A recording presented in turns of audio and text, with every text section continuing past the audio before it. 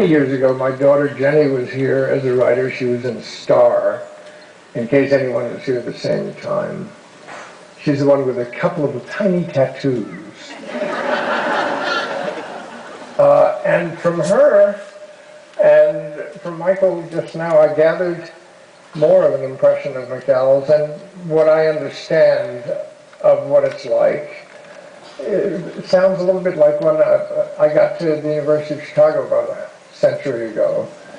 And on the first day I thought, wow, other weirdos.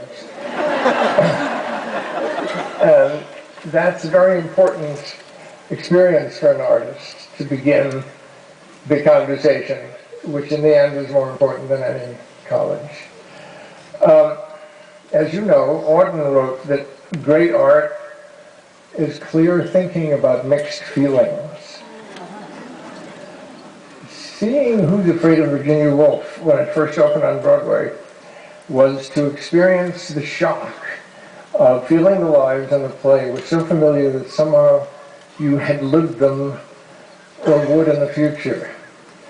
He was a writer who had written a love story that brought us stunned recognition because it was dangerous and true. I needed to know about this writer who had torn a layer of skin off all of us. Some years after this, I got the chance to direct the movie, which you might say was like the incident that actually happened in 1987 when the Nobel Prize Committee, meaning to call the organic chemist who had just won the Nobel Prize, but called instead a carpet cleaner of the same name.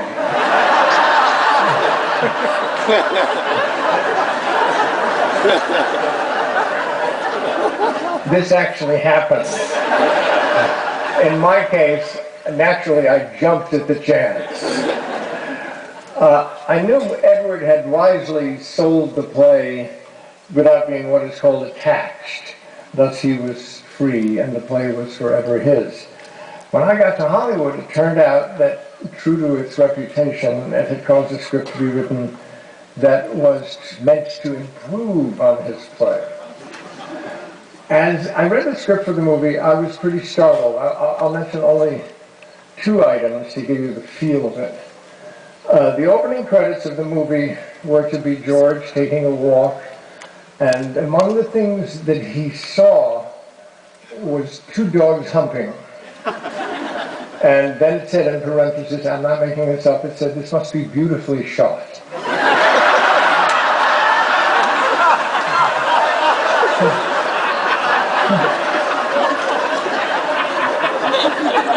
I had a designer friend and she said, I can do it. She said, I need Afghans and lots of fans.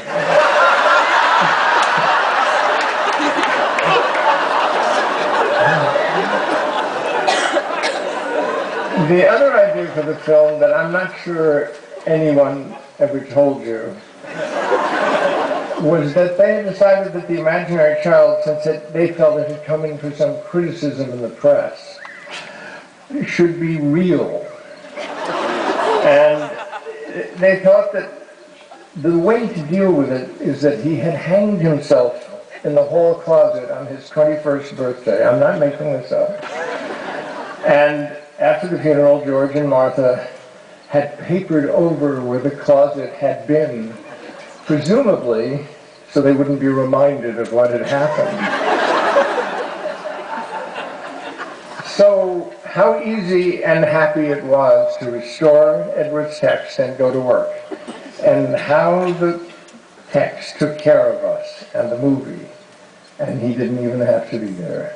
The words and the actions did the job. That play and Edward's other plays have been with me and taught me ever since.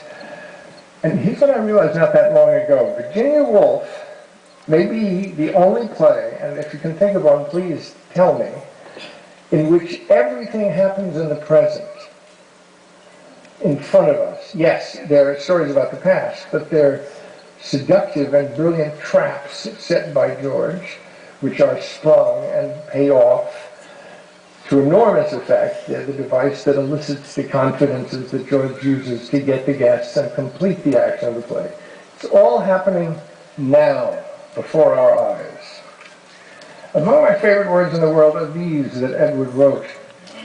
This is the story George tells to Nick after Honey has gotten so drunk that Martha has to tend to her in the bathroom. George says, bourbon is right? Nick says, yeah, bourbon. George says, when I was 16 and going to prep school during the Punic Wars, a bunch of us used to go into New York on the first day of vacation before we fanned out to our homes, and in the evening this bunch of us used to go to this gin mill owned by the gangster father of one of us, for this was during the Great Experiment, or Prohibition as it's more frequently called. And it was a bad time for the liquor lobby, but a fine time for the crooks and cops. And we would go to the gin mill and we would drink with the grown-ups and listen to the jazz. And one time, in the bunch of us, there was this boy who was 15, and he had killed his mother with a shotgun some years before, accidentally, completely accidentally, without even an unconscious motivation. I have no doubt at all. And this one evening, this boy went with us, and we ordered our drinks, and when it came his turn, he said, I'll have Bergen, give me some Bergen, please, Bergen and water. Well, we all laughed. He was blonde and he had the face of a cherub, and we all laughed, and his cheeks went red and the color rose in his neck, and the assistant cook who had taken our order told the people at the next table what the boy had said, and then they laughed, and then more people were told, and the laughter grew, and more people and more laughter, and no one was laughing more than us, and none of us laughing more than the boy who had shot his mother. And soon everyone in the gin mill knew what the laughter was about, and everyone started ordering Bergen and laughing when they ordered it, and soon, of course, the laughter became less general, but it did not subside entirely for a very long time, for always at this table or that, someone would order Bergen, and a new area of laughter would arise. We drank free that night, and we were bought champagne by the gangster father of one of us.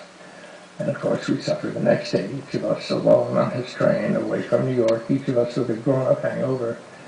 But it was the grandest day of my youth. He hands Nick a drink. Nick, thank you. Well, what happened to the boy who had shot his mother? George said, I won't tell you. Nick says, all right.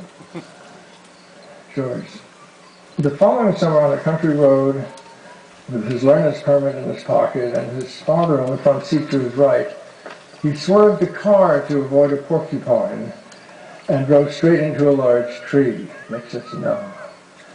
George says he was not killed, of course. And in the hospital, when he was conscious and out of danger, and when they told him that his father was dead, he began to laugh, I have been told. And his laughter grew and would not stop. And it was not till after they jammed a needle in his arm, not until after that, until his consciousness slipped away from him, that his laughter subsided, stopped. And when he was recovered from his injuries enough so that he could be moved without damage should he struggle, he was put in an asylum. That was 30 years ago. Nick says, is he still there? And George says, oh yes. And I'm told that for these 30 years, he has not uttered one sound.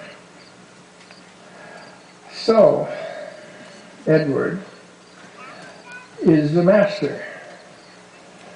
And he's a flamethrower, a poet, and most amazingly, a very kind, generous teacher, doing what Flaubert suggested, putting his wildness in his work.